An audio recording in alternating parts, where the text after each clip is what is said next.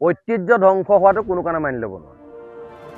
ঐতিহ্যৰ ওপৰত আঘাত সানিছে, জয়াৰ স্মৃতিৰ ওপৰত কুঠাৰঘাত কৰা হৈছে, আৰু য'ত অসমীয়া জাতি গঠন প্ৰক্ৰিয়াৰ য'ত পৰিকাঠামো নিৰ্ণয় হৈছিল, যিগৰাকী মহিয়সী নাৰীয়ে জাতিটো গঠন কৰিবৰ কাৰণে নিজৰ প্ৰাণ আহুতি দিছিল, সেই নাৰীগৰাকীৰ বীৰত্ব, সেই নাৰীগৰাকীৰ দেশপ্ৰেম, সেই নাৰীগৰাকীৰ জাতিপ্ৰেমক আজি ভেঙুচালি কৰি অবৈধভাৱে খনন কৰি আজি জয়াৰ এই জেৰেঙা পথাৰত আজি পুখুৰী সদৃশ পৰিৱেশৰ সৃষ্টি কৰিছে।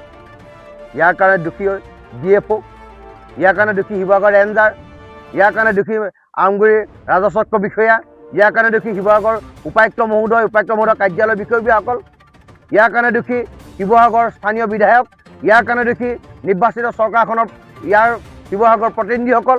গতিকে এইসকল মানুহৰ স্বত্ব ছায়াত বা এইসকল ব্যক্তিৰ জ্ঞাতহাৰে ইয়াত যি অবৈধ খনন চলিছে, তাৰ কাৰণে সদৌ তাহিমস্থানে আমি দাবী উত্থাপন কৰিছোঁ যে এই ধৰণৰ কাণ্ড কাৰখানা ইয়াত নচলিব। ইয়াত যদি বিষয়াসকলে নিজৰ দায়িত্ব পালন নকৰে, তেতিয়া তেওঁলোকৰ বিৰুদ্ধে আমি কঠোৰতম ব্যৱস্থা গ্ৰহণ কৰিবলৈ বাধ্য হ'ম। আৰু চৰকাৰে বিনম্ৰ অনুৰোধ যে এইসকল যিসকল দুৰ্নীতিগ্ৰস্ত বিষয়া আছে, তেখেতলোকৰ বিৰুদ্ধে এটা এনকুৱাৰী দিয়ক, কিয় বা কেনেকৈ তেখেতলোকৰ জ্ঞাতহাৰে যে এটা ঐতিহ্যৰ ওপৰত কুঠাৰঘাত হৈছে, খনন চলিছে, আৰু দিন দুপৰতে হাজাৰ শ ইয়াত দাম পাৰি ইয়াত এই দুষ্কাৰ্য সংঘটিত কৰিছে, এই ধৰণৰ এটা এনকুৱাৰী লাগে। সেইটো সদৌ তাহিম ছাত্ৰ সন্থাৰ পৰা এটা দাবী। আৰু কাইলৈৰ পৰা ইয়াত যদি এনেকুৱা ধৰণৰ কাৰ্য হয়, তেতিয়া তাহিম ছাত্ৰ সন্থাই নিজাববীয়াকৈ ব্যৱস্থা গ্ৰহণ কৰিব। আৰু যদি কিবা যদি ল এণ্ড অৰ্ডাৰ পৰিৱেশ সৃষ্টি হয়, তাৰ কাৰণে সম্পূৰ্ণৰূপে জগৰীয়া হ'ব শিৱসাগৰ উপায়ুক্ত মহোদয়, শিৱসাগৰ DFO, আমগুৰি ৰাজচক্ৰ বিষয়া। যে ইয়াত কিয় 140 দিয়া হোৱা নাই? ইয়াত 140 দিব লাগে। কোনোবাই মাটি কাটিছে, কোনোবাই নিজৰ স্বাৰ্থ সিদ্ধি কৰিছে, কিন্তু এটা প্ৰশাসনটো আছে, ইয়াতো এটা বিভাগ আছে, ফৰেষ্টটো বিভাগ আছে। ফৰেষ্টৰ বিষয়ে মানুহকেইটা কাম কি?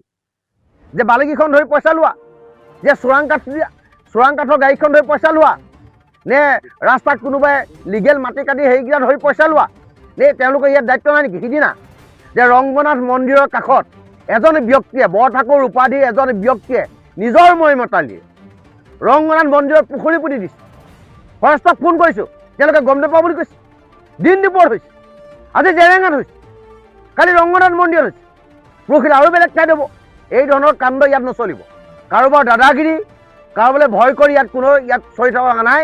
গতিকে এই ধৰণৰ কৰ্মকাণ্ডই ঐতিহাসিক জেৰেঙা পথাৰত এই ধৰণৰ এটা পৰিৱেশ সৃষ্টি কৰিব নোৱাৰিব।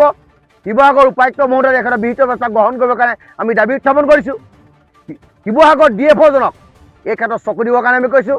আৰু আমগুৰি ৰাজচক্ৰ বিষয়া অফিচত বহি নাথাকি ৰাইজৰ ওচৰলৈ আহি ৰাইজৰ দুৰ্গতি বুজ ল'বলৈ কৈছোঁ। কাৰণ এইটো আমাৰ আৱেগ, এইটো আমাৰ চেণ্টিমেণ্ট, এইটো আমাৰ প্ৰাইড, এইটো আমাৰ ঐতিহ্য, এইটো এটা ঐতিহাসিক সম্পদ। গতিকে ইয়াৰ ৰক্ষণাবেক্ষণ কৰাৰ দায়িত্ব অসমৰ সমাজ জীৱনৰ যিটো প্ৰতিজন ব্যক্তি, তাৰ দায়িত্ব চৰকাৰী প্ৰতিজন বিষয়া।